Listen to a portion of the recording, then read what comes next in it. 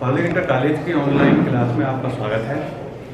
जैसा कि टॉपिक हमारा चल रहा था सब्जेक्ट ऑफ द वर्ब, क्रिया का कर्ता। जिस संज्ञा या सर्वनाम से काम करने वाले का बोध हो वह सब्जेक्ट ऑफ द वर्ब होता है। बता चुके हैं। सुंदर राइटिंग में नोट करना है, कहीं प्रॉब्लम आएगी तो आप मेरे को कॉल करके कंफर्म कर सकते हैं। ठीक है, एग्जाम्पल लिखा है Ram wrote a letter. Ram ने एक पत्र लिखा। तो पत्र किसने लिखा? राम ने। सब्जेक्ट क्या हुआ? राम। यहां पर पहचान में बताया था क्रिया में कौन या किसने। दो शब्द हमें यहां पर ध्यान रखने हैं, कौन या किसने। यदि हम वर्ब में कौन या किसने लगाते हैं तो उत्तर में हमें जो मिलता है, जो भी नाउन या प्रोनाउन मिलता है वह सब्जेक्ट ऑफ द वर्ब होता है। तो फर्स्ट सेंटेंस में क्या लिखा था? Ram wrote a letter. Subject of the verb क्या है? Ram. Second sentence Sita went to Agra. Sita Agra गई। आगरा कौन गई? सीता।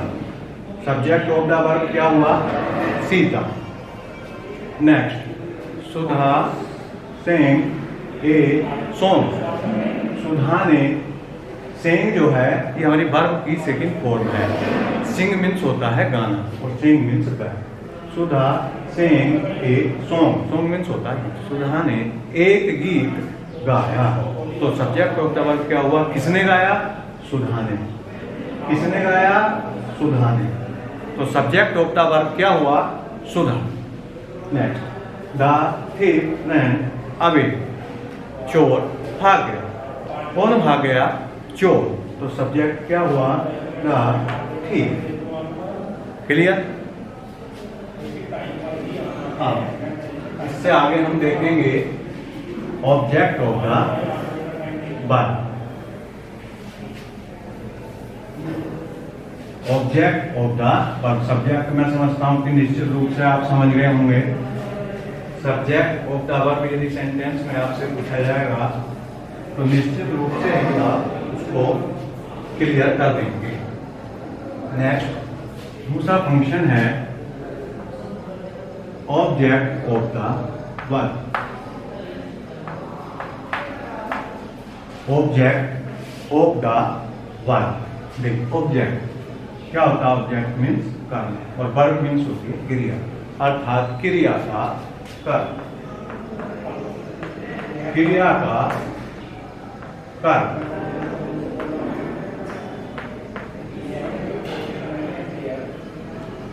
किसे कहते हैं?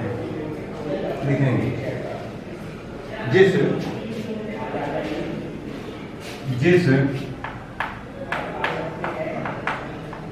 संज्ञा या संज्ञा क्या बोलते हैं? नाउन। लेकिन नाउन मीन्स क्या होता है? संज्ञा या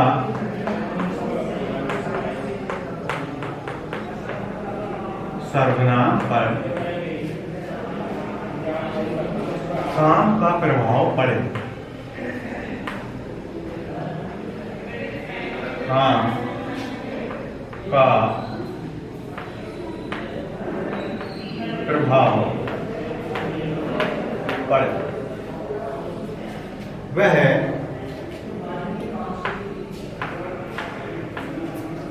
ऑब्जेक्ट ऑफ द वर्ब। मतलब क्रिया का कर्म होता है।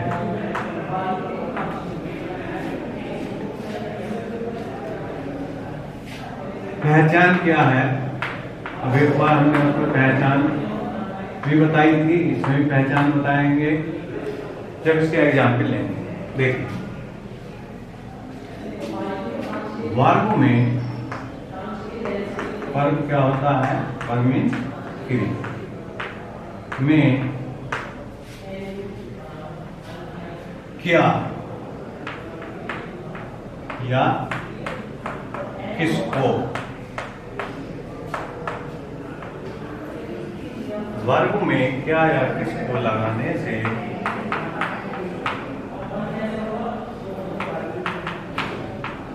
उत्तर में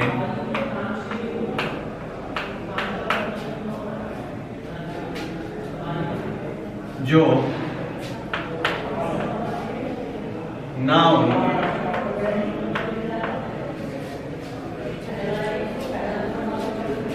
या प्रोनाउन मिलता है वह object of the verb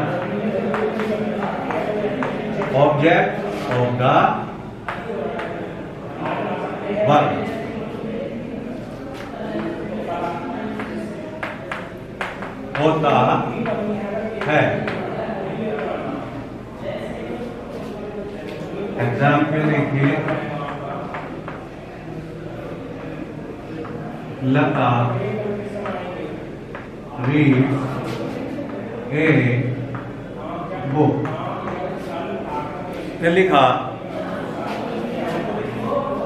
Lata reads a book. लता एक पुस्तक पढ़ती है।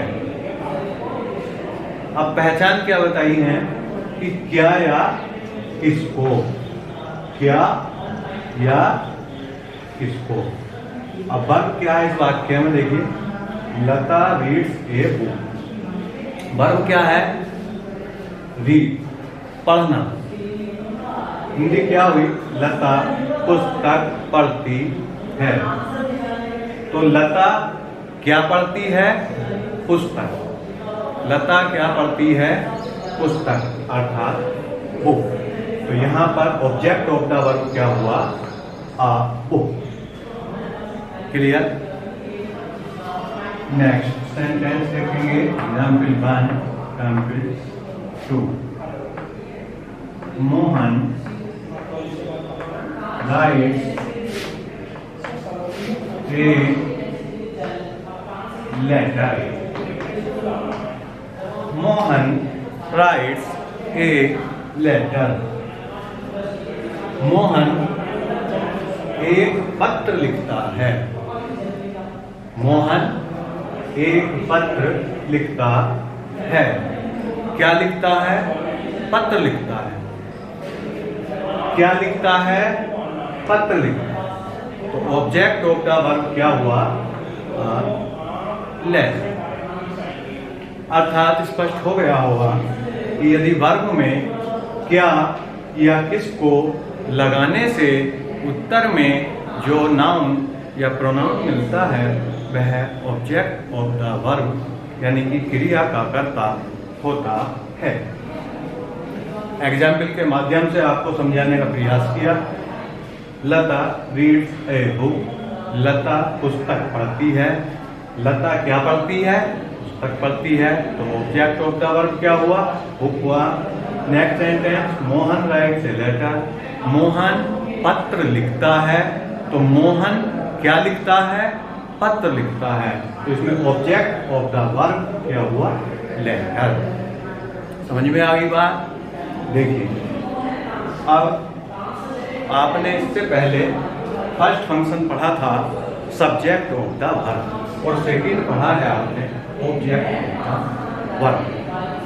अभी इसमें हमें एक बात और समझनी है, लेकिन क्योंकि आपके क्लास के अकॉर्डिंग हमें आपकी आईक्यू को समझते हुए चलना है, उसी लिहाज से हम बता रहे हैं। देखिए, ये आपको जो मैंने इस बॉक्स के अंदर में बताऊंगा उसको आप नोट नहीं करेंगे, केवल समझेंगे। एक सेंटेंस लिखा, Mohan reads a book. Sentence इसमें कहा गया कि सब्जेक्ट ऑफ द वर्ब बताइए। सब्जेक्ट ऑफ द वर्ब बताइए। कैसे पता चलेगा? सबसे पहले हमारी दृष्टि कहाँ पहुंचनी चाहिए? वर्ब पर। यदि हमारी दृष्टि वर्ब पर पहुंच गई तो समझ लो हमारी ये दोनों चीज क्लियर हो गई, सब्जेक्ट ऑफ द वर्ब और ऑब्जेक्ट ऑफ द वर्ब। तो आप देख रहे हैं, मैंने कहा कि सबसे पहले हमारी दृष्टि वर्ब पर होनी चाहिए। तो दिए गए सेंटेंस में वर्ब क्या है? रीड। रीड मीन्स होता है पढ़ना। मोहन पुस्तक पढ़ता है। क्वेश्चन है कि इसमें आपको सब्जेक्ट ऑफ द वर्ब बताना है। क्या बताना है? Subject of the verb. तो वर्ब है, वर्ब में कौन या किसने लगाने से हमें क्या मिलता है? Subject of the verb. तो कौन पुस्तक पढ़ता है? कौन पुस्तक पढ़ता है? मोहन। तो सब्जेक्ट ऑफ द वर्ब क्या हुआ था? मोहन। अब इसी सेंटेंस में यदि हम आपसे पूछते हैं कि ऑब्जेक्ट ऑफ द वर्ब क्या होगा, इसी सेंटेंस में क्वेश्चन है ऑब्जेक्ट ऑफ द वर्ब क्या होगा।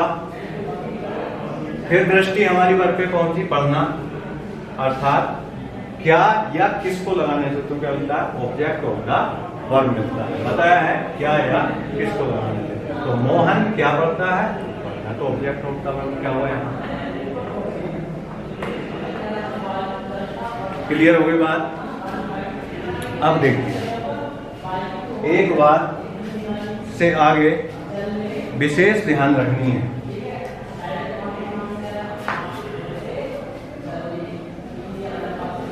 यहां पर ये ध्यान रखना है कि अभी हमारी बात केवल एक ऑब्जेक्ट के बारे में हुई है। मैंने आपको अभी एक ऑब्जेक्ट के बारे में बताया। ऐसा भी हो सकता है कि किसी सेंटेंस में दो ऑब्जेक्ट भी हो सकते हैं। तब हमें क्या करना होगा? देखिए,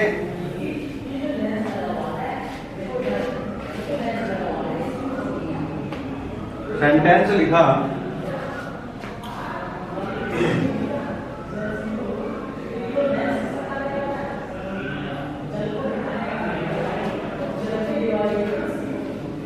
पहले लिखेंगे नो।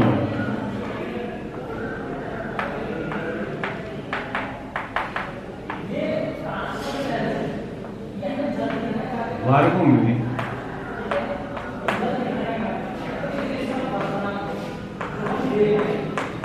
क्या लगाने से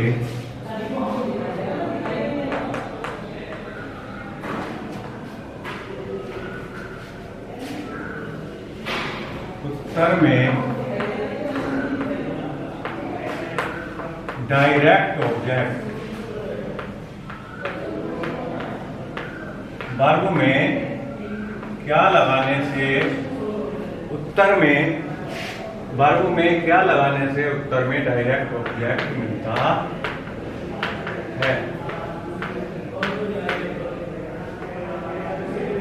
दूसरा पॉइंट, वर्ब में किसको लगाने से, किसको लगाने से उत्तर में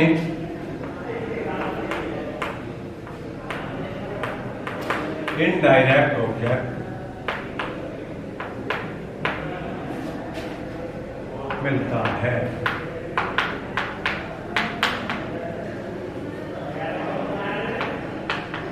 मिलता है। देखो,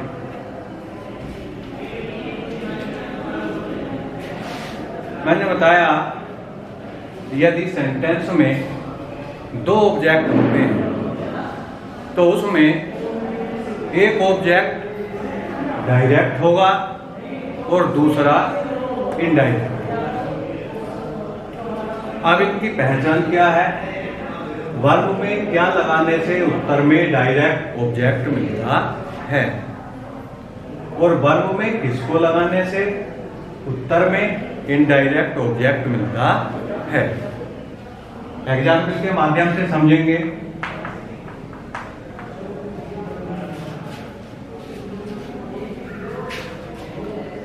राम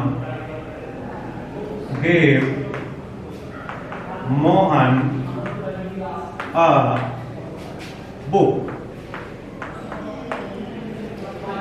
सेंटेंस लिखा है Ram gave Mohan a book, अर्थात राम ने मोहन को एक पुस्तक दी। राम ने मोहन को एक पुस्तक दी। दिए गए सेंटेंस में कितने ऑब्जेक्ट हैं? 2, मोहन और आ बुक। अब यहां पर विशेष ध्यान देंगे। हमने कहा था कि वर्ब में क्या लगाने से उत्तर में डायरेक्ट ऑब्जेक्ट मिलता है। वर्ब क्या है? गेव। वर्ब क्या है? गेव। तो हमने इसमें क्या लगा दिया? ये वर्ब है हमारी गेव, और वर्ब में हमने क्या लगाया? क्या, अर्थात क्या दिया। क्या दिया? पुस्तक या क्या दी? पुस्तक। आंसर मिला। तो बुक यहां पर डायरेक्ट ऑब्जेक्ट हुआ या इनडायरेक्ट ऑब्जेक्ट हुआ? डायरेक्ट ऑब्जेक्ट हुआ। क्यों? पता चला कि वर्ब में क्या लगाने से उत्तर में डायरेक्ट ऑब्जेक्ट मिलता है। नेक्स्ट देखिए, अब हमने लगाया वर्ब में किसको। सेकंड नोट में दिया है कि वर्ब में किसको लगाने से उत्तर में इनडायरेक्ट ऑब्जेक्ट मिलता है। अब वर्ब ये है, वर्ब में हमने लगाया किसको? Ram gave Mohan a book.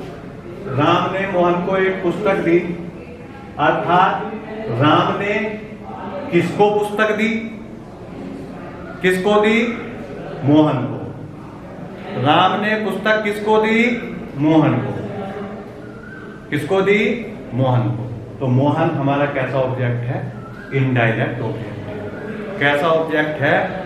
Indirect object है। बिल्कुल फ्री माइंड पढ़ना है, हमें टेंशन नहीं लेनी है, अच्छे से समझना है, बस शब्दों का ध्यान देना है। अब इसको मैं आपको एक साधारण तरीके से और बता देता हूं। बिल्कुल देखिए,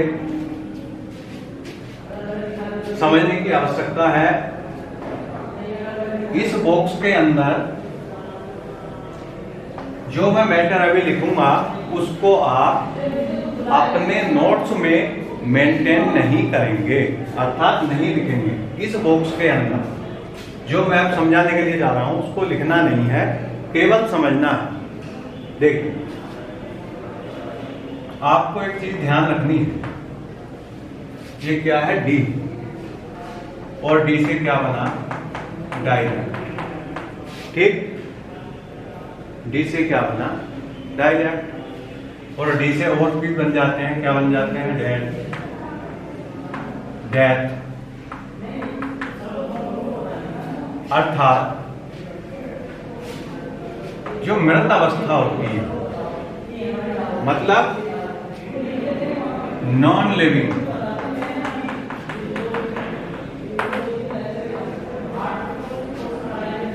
नॉन लिविंग थिंग कैसी होगी?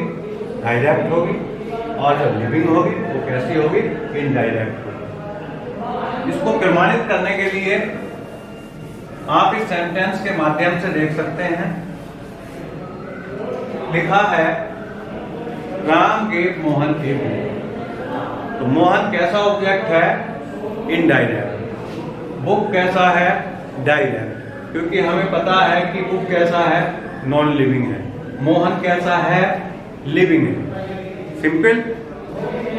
और दूसरी बात यहाँ पर स्पष्ट लिखा है कि वर्ब में क्या लगाने से उत्तर में डायरेक्ट ऑब्जेक्ट मिलता है। क्या लगा दो? राम ने क्या दी? बुक दी। क्लियर? डायरेक्ट क्या है? बुक। नॉन लिविंग है। वर्ब में किसको लगाने से इनडायरेक्ट मिलता है? राम ने किसको दी? मोहन को। तो मोहन क्या है? लिविंग है तो ये हमारा कैसा है, इनडायरेक्ट ऑब्जेक्ट है। बात क्लियर हुई? तो यहाँ पर क्वेश्चन बन जाता है, ध्यानपूर्वक समझना है बच्चों, पिक आउट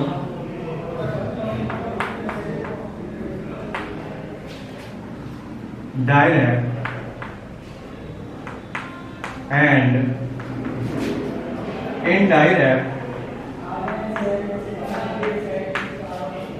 ऑब्जेक्ट।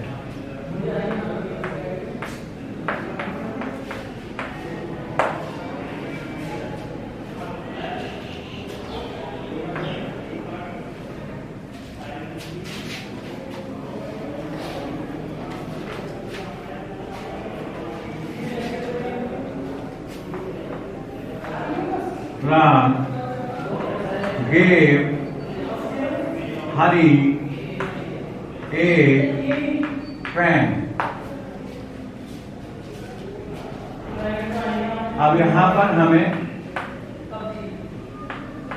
ये छांटना है कि डायरेक्ट ऑब्जेक्ट क्या है और इनडायरेक्ट ऑब्जेक्ट क्या है।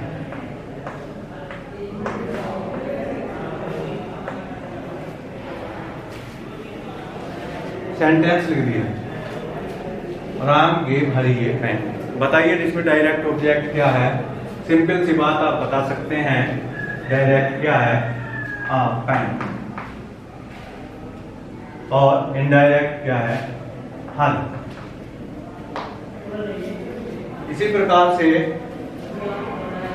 और सेंटेंस भी हम नोट करते हैं और उसमें को पिक आउट करेंगे। बच्चों माइंड पर प्रेशर लेकर नहीं पढ़ना है, समझते हुए आनंद के साथ पढ़ना है, बहुत मजा आएगा।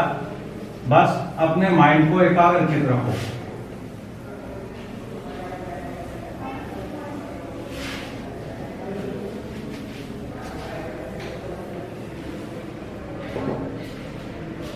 Next sentence, the teacher told the boys a story।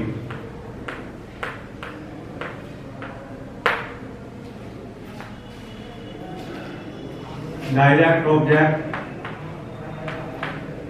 बताना है और इनडायरेक्ट ऑब्जेक्ट।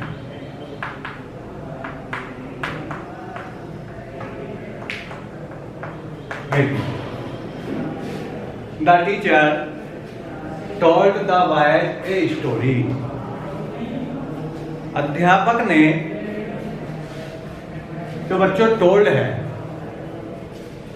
समझ रहे होंगे, टेल की सेकंड फॉर्म है। The teacher told the boys a story. अध्यापक ने लड़कों को एक कहानी सुनाई। डायरेक्ट ऑब्जेक्ट क्या होगा बताइए, ध्यान रखना है। डायरेक्ट इनडायरेक्ट, डायरेक्ट इनडायरेक्ट अभी बताया था। सिंपल से फार्मूले पर काम करो, लिविंग नॉन लिविंग, काम खत्म, टेंशन कोई जरूरत नहीं। देखो आ जाओ, ये तो बात क्लियर है। वर्ब के बाद हमेशा ऑब्जेक्ट आता, यहाँ पर देखते हैं हम तो ऑब्जेक्ट हैं, दोनों हैं। वर्ब के बाद क्या क्या है, वायस, और क्या है, स्टोरी। तो डायरेक्ट ऑब्जेक्ट क्या हुआ, स्टोरी। आर्टिकल छोड़ेंगे नहीं, साथ में लाएंगे। इनडायरेक्ट ऑब्जेक्ट क्या हुआ, वॉइस, और आर्टिकल क्या है साथ में, था।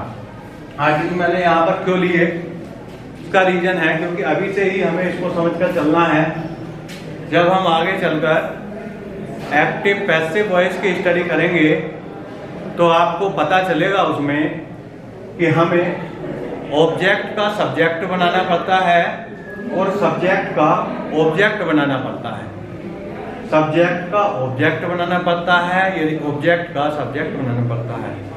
बहुत सारी कंडीशन होती हैं, तो इसलिए हमें यहाँ पर यदि हम इस सेंटेंस में आपको केवल स्टोरी बता देते हैं और आर्टिकल को यहाँ छोड़ देते हैं, तो आप उस समय एक्टिव पैसिव वॉइस बनाते समय मिस्टेक निश्चित रूप से करेंगे, जो कि आपका सेंटेंस फिर गलत हो जाएगा। ठीक है बच्चों, तो इसलिए हमें ध्यान रखना है कि जो भी यहाँ पर उनके साथ आर्टिकल आया है, हमें उसको नहीं छोड़ना है। किस लिए नहीं छोड़ना है? क्योंकि हमें आगे तक की स्टडी करनी है, हमें आगे के लिए भी तैयार रहना है। चलिए next sentence, I gave my brother a book। Sentence लिखा है I gave my brother a book। मैंने, अब gave किसकी सेकेंड फॉर्म है? गिव की। गिव मीन्स होता है देना। आई गेव माई ब्रोदर, मैंने दी माई ब्रोदर, अपने भाई को क्या? बुक, एक पुस्तक। मैंने अपने भाई को एक पुस्तक दी। किसको दी? अपने भाई को। क्या दी? बुक, पुस्तक दी। हो गया काम। डायरेक्ट ऑब्जेक्ट, इनडायरेक्ट ऑब्जेक्ट दोनों चीज क्लियर हो गई। डायरेक्ट ऑब्जेक्ट क्या है इसमें? बुक, और इनडायरेक्ट क्या है? माई ब्रोदर। नोट करेंगे। डायरेक्ट ऑब्जेक्ट क्या हुआ? डायरेक्ट ऑब्जेक्ट बच्चों book. Indirect object, indirect object क्या हुआ? माई ब्रोदर, माई ब्रोदर। नेक्स्ट सेंटेंस देखेंगे।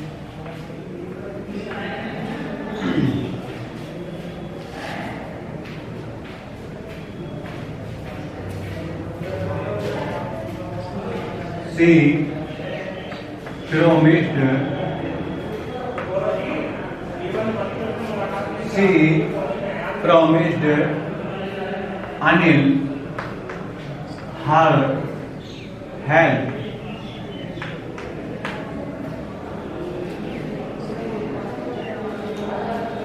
क्या छांटना है, क्या बताना है हमें इसमें?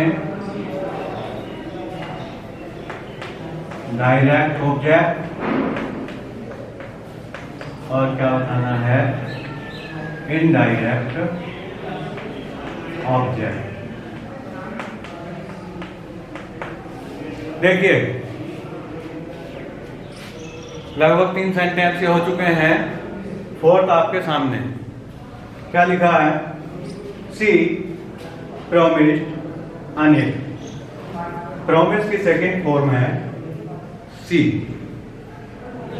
सी प्रॉमिस्ड, प्रॉमिस्ड की प्रॉमिस की सेकेंड फॉर्म है प्रॉमिस्ड।